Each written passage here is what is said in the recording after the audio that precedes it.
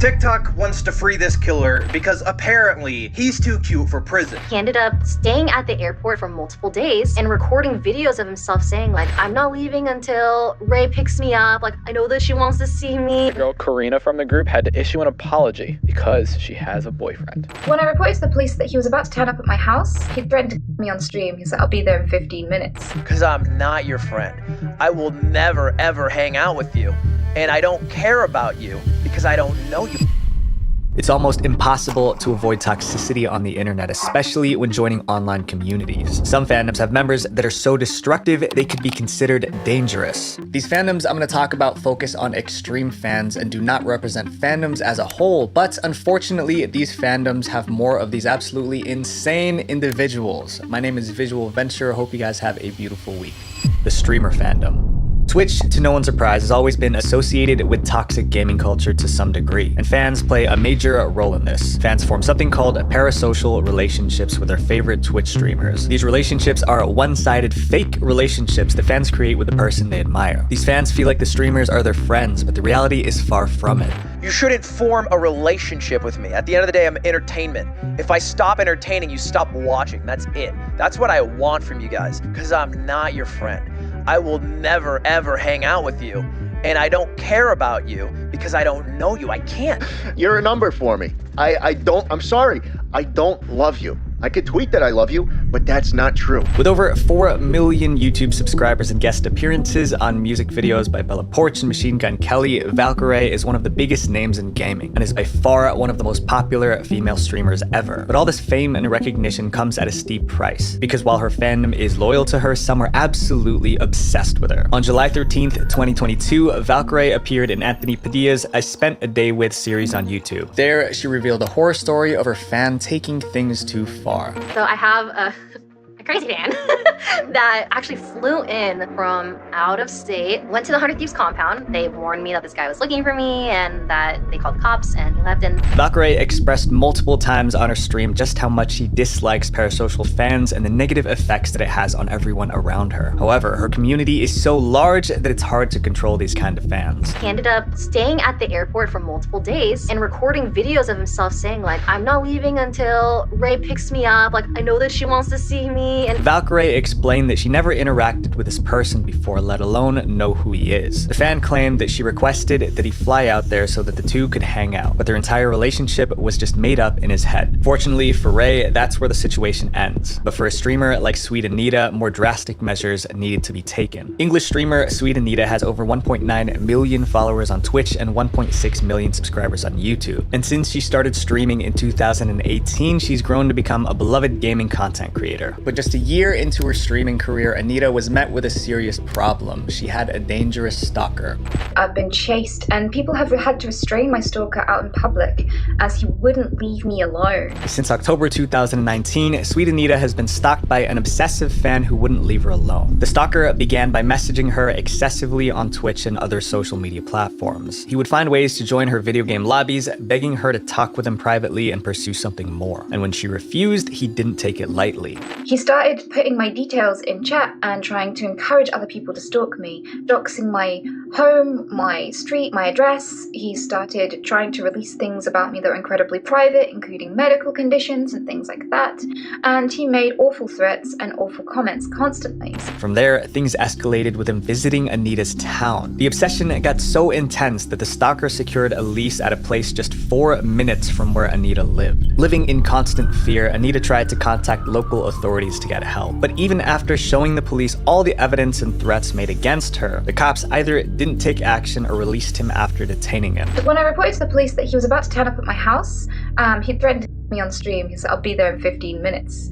And they didn't turn up for 30 minutes. And even then they didn't actually turn up. What they did was ring me back after 30 minutes to explain why they weren't going to do anything to help me. In this tweet posted by Anita on July 14, 2020, she shared a terrifying message from her stalker saying that he would end her. The streamer then revealed that he sat outside her house all day waiting for her to come out so he could strike. Then he followed her around and then proceeded to chase her. 2 men had to restrain him so that she could run away. When she reported this incident to the police, the officers said that they would chat with her about it the next day. say, but they never did. When she followed up with them, they pushed it back yet another day, which shows just how little they're doing to protect her. All of this happened between 2019 and 2020. Since then, Sweet Anita kept most of her stalker issues private, but they still continue to affect her life. In May of 2022, Anita shared text message screenshots of this unknown person confessing his love to her, claiming she'd been leading him on. The messages also had a dark undertone, with the person writing, "I don't want to hurt you or your security. This is complicated, but I love you." But while the screenshots were shocking, the real kicker was that this man was a homeless guy who had joined Anita's Discord. When he was there, he told the community about his life story, and they ended up crowdfunding enough to cover his living expenses and tickets to TwitchCon, which was the convention Anita was attending and where he planned on meeting her and bringing harm to her. While it's unclear what happened to this guy, these incidents were far from over. On March 3rd, 2023, Anita took to Twitter to share what she'd been doing behind the scenes to protect herself and other streamers like her. After years of inaction from authorities, Anita decided to take this issue directly to the government. She worked with a member of parliament to try and tackle the problem, making proposals to create proper legislation and prosecution for stalkers. Over time, she also ran into several other crazy fans. One man broke into her house and she had to fight him off. Another attacked her in public. And one of them would even sleep in her garden to keep tabs on her at all times. Despite the severity of Anita's problems, her proposal was pushed aside. Nothing could stop these stalkers as their actions weren't technically illegal in the eyes of UK law. And Twitch is just one of the many places where fan behavior is disturbing because the fans of our next fandom take obsession to the next level,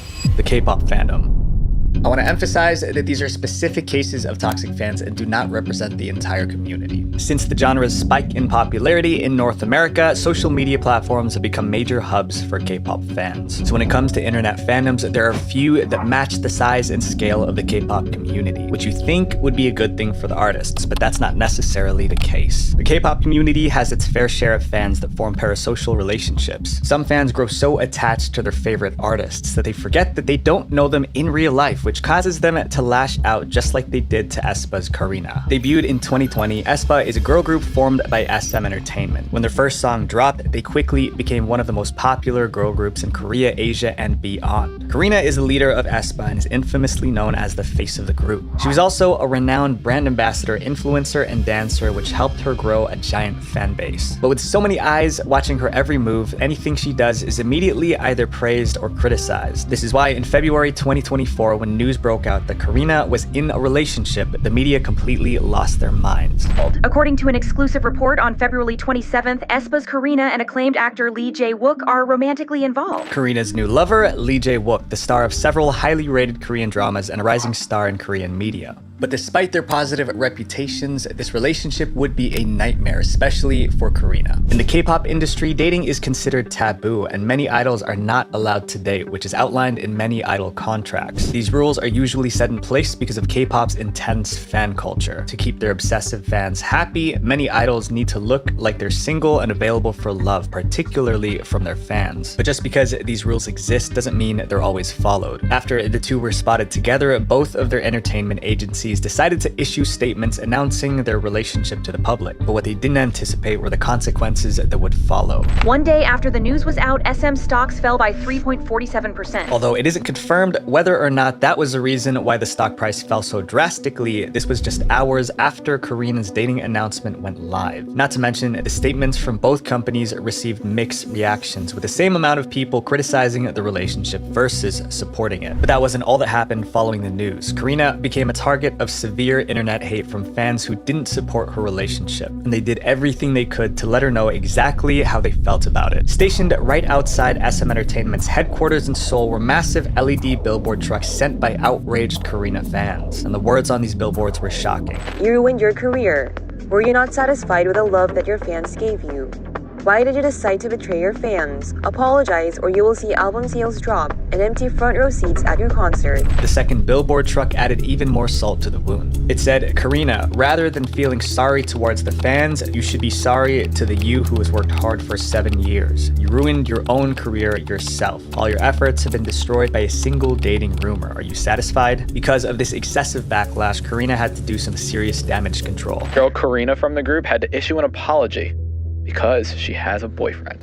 In a handwritten letter addressed to her fans, Karina apologized for her relationship. She also wrote that she promised to heal the wounds she created for fans and that she would show her more mature and hardworking side in the future. After this letter was released, Lee Jae-wook's entertainment agency issued a statement announcing that he and Karina had broken up. This happened just 2 weeks after the relationship went public and just 5 weeks into their dating. Although the statement said that the breakup was due to both of them wanting to focus on their careers, it seems more likely that it was because of the controversy that the relationship created. And Karina isn't the only K-pop idol whose love life has suffered because of fans. Other idols like Blackpink's Jennie, Girls' Generation's Taeyeon, and FX's Crystal have all been targets of angry fans. Fans feel a sense of betrayal when dating news comes out, either because they've devoted themselves entirely to these singers or because in their minds no one is up to standard with their favorite idol. But dating isn't the only controversy that idols can get themselves tangled up in. Another common source of toxicity in the K-pop fandom is when it comes to the impossible to obtain beauty standards associated with the industry. Imagine being a 9-year-old girl dreaming of becoming an international superstar. You move from the US to South Korea to chase those dreams. After 6 years of hard training, just as your dreams start to come true, everything falls apart. That's exactly what happened to Kyla Massey, the half Korean, half American idol whose dreams were crushed because the industry just didn't like how she looked. In 2017, the entertainment agency Pledis announced a brand new girl group, Pristin. The group included several already famous idols. On March 21st, 2017, Pristin made their official debut with a song called Wee Woo. At first, the group was met with a ton of positivity. Fans loved their fun song and felt like the group had a lot of potential. However, just a few months into their career, Pristin became overwhelmed with hate comments from internet netizens. But these comments weren't targeting the group. They were aimed at just one member, the youngest member, 15-year-old Kyla Massey. For context, the K-pop industry is notoriously known to be superficial. Idols are constantly compared against the Korean beauty standard. The requirements to meet the Korean beauty standard are next to impossible. Idols need clear skin, even complexion, a small face, symmetrical features, big eyes, and full lips. But arguably, the most important standard of them all is weight. Agencies would do weekly checks on their trainees, openly discussing how much each person weighed to the entire company. And if someone's weight was just a little bit over the threshold, that could jeopardize their entire future in the industry. This is why many K-pop idols and trainees use restrictive diets to maintain their weight. Like Stray Kids' Felix, who revealed that he had to go on a 4-day diet consisting of only water for 3 days and bone broth for 1. Not only did Kyla not fit the traditional beauty standard, seeing that she was half white and half Asian, but she also didn't fall in line in terms of weight. At 15 years old, she was perfectly healthy for her age, but compared to the rest of the Pristin members, Kyla was not as thin, which caused a lot of people to dislike her and send negative attention her way. Many fans pushed for Kyla to go on a diet, saying that she didn't fit K-pop idol standards. Some even said that Kyla was dragging down the rest of the group, but the toxicity wasn't just bad online. Press and paparazzi refused to take any photos of her alone, and she was no longer seen participating in group promotional activities with the rest of the members. Fans nearly demanded Kyla to be removed from the group. Whenever Pristin performed, the crowd would cheer enthusiastically over every member who was singing, but when it was Kyla's turn, it was complete silence. Around the peak of all this backlash, Kyla disappeared from the public eye for her health. Many fans speculated that it was due to the excessive hate that she was getting for her weight. But years later, it was confirmed by sources close to Kyla that she went on hiatus due to a concussion. But Kyla never came back from this hiatus, choosing to stay in the US for good. She was spotted working at a carnival stand in Los Angeles shortly after she left Korea. Pristin would eventually disband in 2019, just 2 years after they debuted. After the group disbanded, Kyla created her own YouTube channel where she posted a video about her time in Pristin. She also talked about the hiatus rumors and cleared up all the speculations regarding why she left. But although her hiatus wasn't tied to the negative comments she received, that didn't mean that scrutiny didn't get to her. It just goes to show how ruthless the K-pop community can be, even to someone as young as her. But while Kyla's story fortunately has a happy ending, some K-pop idols walk a more heartbreaking path. Gu Hara was a Korean singer from the girl group Kara. She was one of the most popular members and even had her own solo debut and several roles on Korean TV shows. But despite Hara's beloved reputation, it only took one incident for all that to be taken away from her. In 2018, Hara was working on Korean TV show My Mad Beauty Diary. She met and started dating hairdresser Choi Jong-bum there. But later that year, the entire relationship would implode, bringing down Hara's career with it. On September 13th, 2018, at around 1 a.m., a drunken Jong-bum allegedly broke into Hara's apartment. The two got into an intense fight that turned physical, leading to a breakup. This became public news on the internet. To defend themselves, both Hara and Jong-bum posted photographic proof to show their side of their story. story. But that wasn't the end of it. After everything became public, Hara went for a medical checkup to assess her condition. There, she found out she had several serious issues, including internal bleeding and multiple sprains on her arms and legs. Meanwhile, Jongbom was still escalating the situation. He intimidated Hara with a secretly recorded video. He had filmed her without her knowledge and was using the footage to blackmail her. Hara stayed mostly silent on social media after their fight, but she later revealed that she kept quiet because of the tape Jongbom had. The night they fought, Jongbom sent a message to the Korean news outlet Dispatch saying that he had photos and videos of Hara that he wanted to share. As a celebrity, a video like that could ruin her entire career, and with the scandal already happening, Hara didn't want to take any more chances. She was so desperate to keep the video private that she even pleaded with him. Hara later admitted to causing his injuries and accepted the consequences. However, she also asked the public to consider his actions and his attempt to use the video against her. The scandal soon made its way to the Korean justice system. Hara and Jongbom battled it out in court. The main defense from Jongbom's attorney was that he claimed Hara had initiated the filming of the video and that it was filmed with consent. If that were the case, then the current Korean laws would not be able to punish Jongbom for the actions of the video. The case went on for months, causing emotional distress for Hara. Even though she was in a serious legal battle, Hara still returned to the spotlight as an idol in November of 2018, but that wasn't without struggle. Although Hara returned to the idol life, she still spent the majority of her time at the courthouse. Her trial against her ex-boyfriend was very much public and one of the most talked about topics in South Korea at the time, and not for the right reasons. At the time of the trial, the Gu Hara video was one of the most trending search topics on the internet. There's an average of over 5,000 illegally recorded spy cam crimes reported each year, yet the legal system has very lax punishments for these crimes. Since returning to the industry, Hara was met with severe backlash from many in the K-pop fandom angry at her about the controversy. Her social media comment section became a place filled with so much negativity that Hara did something she couldn't take back. In May of 2019, Hara posted a concerning message on her Instagram saying one final goodbye to her fans. After this post went live, her manager rushed to her house to find her unresponsive. Hara was immediately transported to the hospital for treatment. She stayed under the radar for a couple of months until August 2019 when the trial came to an end. Choi Jongbom was sentenced to 1 year and 6 months in prison, but he was given a suspended sentence, meaning that he didn't actually have to go to prison. He was just given a 3-year probation. Although Hara's legal team was working on appealing the sentence in hopes of a heavier punishment, it would come too late, because just 4 months after the court made their decision, Hara would also make one of her own. K-pop star Gu Hara has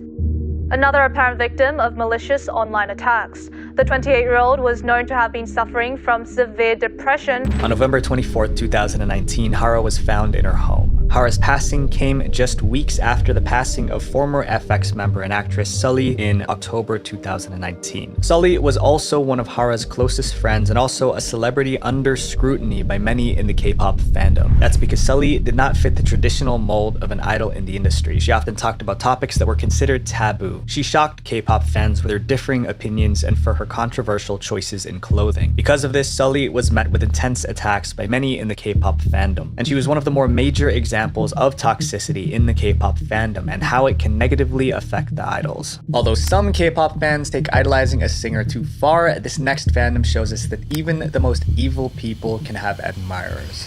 The criminal fandom. Arguably, the most disturbing toxic fandom out there is one that romanticizes actual convicted criminals. TikTok wants to free this killer because apparently he's too cute for prison. On May 23rd, 2018, Cameron Herron made his first appearance in the media and on news headlines. 24-year-old Jessica Robinalt and her young daughter Lilia lost their lives at his hands. Cameron, who was 18 at the time, was drag racing down Bayshore Boulevard in Tampa, Florida with his friend when he struck the mother and daughter duo who were crossing the street. The speed limit in the area was 45 miles per hour. Cameron was flying through the streets at 102 miles per hour. The two were taken to the hospital, but sadly it was too late. Lilia, the daughter, was only 21 months old. Cameron, at the time, was an up-and-coming TikTok influencer and was just about to graduate high school. But because of his need for speed, his entire life changed. He was now a criminal and there were going to be consequences. The trial was set for December 2019, but due to the stay-at-home crisis, it was pushed back to April 2021. By the time the court date came around, Cameron was now 21. Considering the nature of the case, there wasn't much going for Cameron in terms of defense. On count 2, same charge. Court will adjudicate the defendant guilty. Sentence him to 15 years Florida State prison. That'll run consecutive to count 1. He was sentenced to a total of 24 years in state prison, while his friend John, who was racing with him, was sentenced to 6 years. Cameron's legal team tried to get his sentence reduced, claiming that 24 years was too much for a young man like himself. However, the judge wouldn't budge, and that should have been the end of it. Except it wasn't. Because while Cameron was serving his time behind bars, a fan base for him was being built, all because of his looks.